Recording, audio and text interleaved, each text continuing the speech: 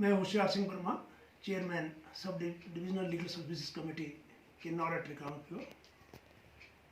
किन्नौर जिले के बागवानों को चेक बाउंसिंग घटनाओं के बारे में कानूनी जानकारी दूंगा।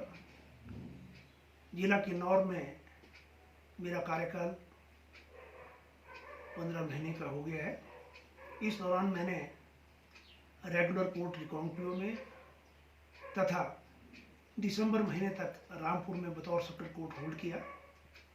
मैंने देखा कि बागवान जब अपने सेब की फसल को बेचता है तो सेब का ठेकेदार चेक के माध्यम से फसल की रकम को अदा करता है, या तो वो कुछ रकम नकद दे देता है या पूरी की पूरी रकम चेक द्वारा अदा करता है। और जब बागवान चेक की रकम वसूल करने के लिए उसके बैंक में उस चेक को लगाता है तो ये देखने में आया है या तो चेक जारीकर्ता के खाते में इनसफिशिएंट फंड्स होने की वजह से या खाता बंद करने की सूरत में बैंक अधिकारी उस चेक को बाउंस कर देते हैं। उस सूरत में बागवान को बहुत पीड़ा का सामना करना पड़ता है कि कैसे निपटा जाए। इन परिस्थितियों में ये आज की इस जानकारी के माध्यम से आप लोगों को फायदा पहुंचाने की कोशिश करूंगा। चेक किसे कहते हैं ये जानना जरूरी है। चेक एक नेगोशिएबल इंस्ट्रूमेंट है जिसके द्वारा एक निश्चित राशि देने का वादा किया जाता है। यदि चेक के ऊपर क्रॉस का निशान हो तो उसे क्रॉस चेक कहते हैं, या उसके ऊपर अकाउंट पे लिखा हो तो उसे अकाउंट पे चेक कहते हैं। इस तरह के चेक्स प्राप्तकर्ता अपने खाते में लगाकर ही रकम वसूल कर सकता है। सर्वप्रथम जब चेक हासिल किया जाता है तो प्राप्तकर्ता रकम वसूल करने के लिए बैंक में चेक लगाएगा। यदि चेक अपर्याप्त धन होने की वजह से बाउंस हो जाता है, उस सूरत में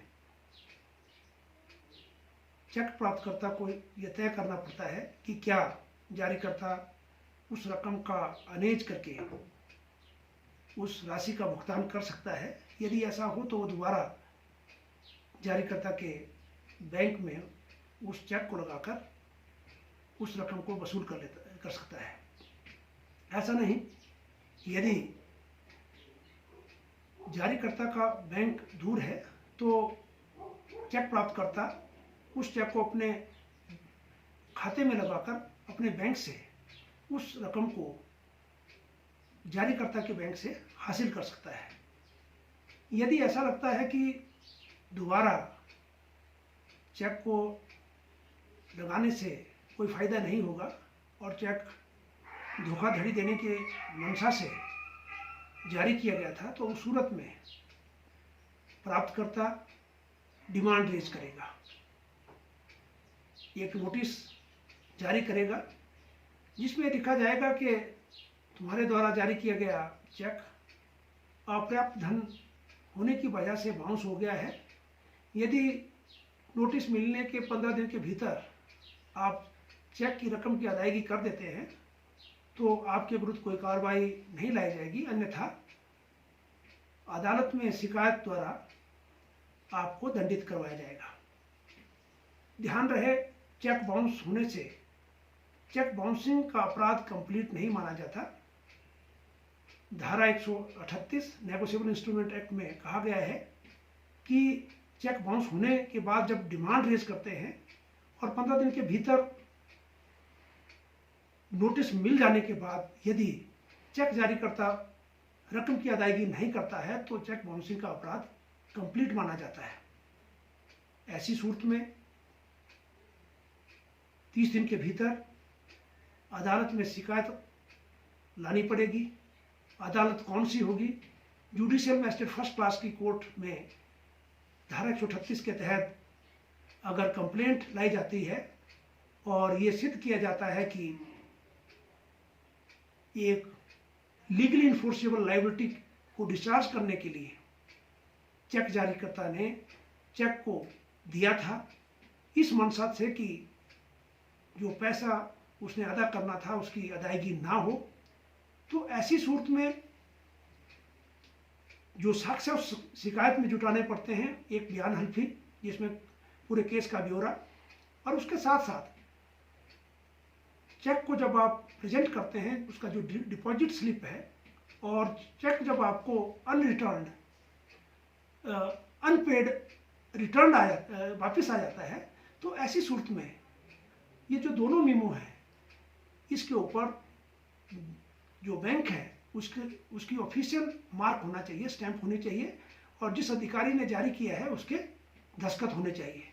धारा 146 में लिखा गया है यदि बैंक द्वारा जारी किए गए मीमोस ऑफिशियल बैंक का जो मार्क है उसके द्वारा अगर सर्टिफाई किया गया हो, तो उस सूरत में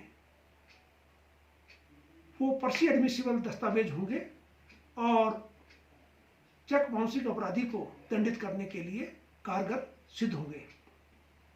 हमने देखा कि अदालत में चेक बाउंसिंग का अपराधी अक्सर ये दलील देता है कि ये जो चेक उसने जारी किया था, ये चेक बिना किसी लायबिलिटी से है, एक सिक्योरिटी के रूप में दिया गया था, और जो भी लेन देन बनता था उसकी अदायगी उसने कर दी है। और कई बार शिकायतकर्ता के इनोसेंस का फायदा उठाकर वो इन्हीं दलीलों में भी कामयाब हो जाता है। तो ध्यान रहे, जब भी आपका कोई लेन देन हो तो आप लेन देन का दस्तावेज बनाएं जिसमें पूरा लेन देन का ब्यौरा हो कि कितने में सेब की फसल या अन्य सामान बेचा गया है, कितनी रकम नकद वसूल की और कितनी रकम की अदायगी चेक के माध्यम से की गई है। अगर ऐसा दस्तावेज हो, गवाहों के सामने बना हो, तो वो दस्तावेज अदालत में लाकर अभियुक्त के ऊपर एक पॉजिटिव एडमिशन मानी जाती है, और उसका जो कथन है बयान हल्फी में उसको एक सपोर्ट मिलती है, और अदालत को आरोपी को दंडित करने में कोई हेजिटेशन नहीं होती है।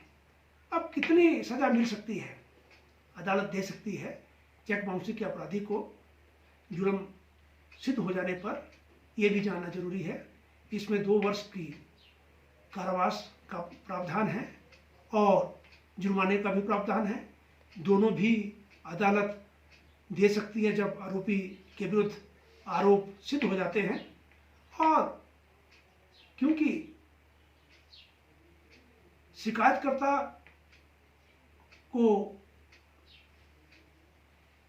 इकोनॉमिकली एक्सप्लॉइट किया गया है, उसकी फसल को, उसके सामान को लेने के बावजूद उसकी कीमत अदा नहीं की गई है, उसको उससे वंचित रखा गया है, तो इस अधिनियम में एक प्रोविज़न है कि किस तरीके से शिकायतकर्ता को कंपनसेट किया जाए।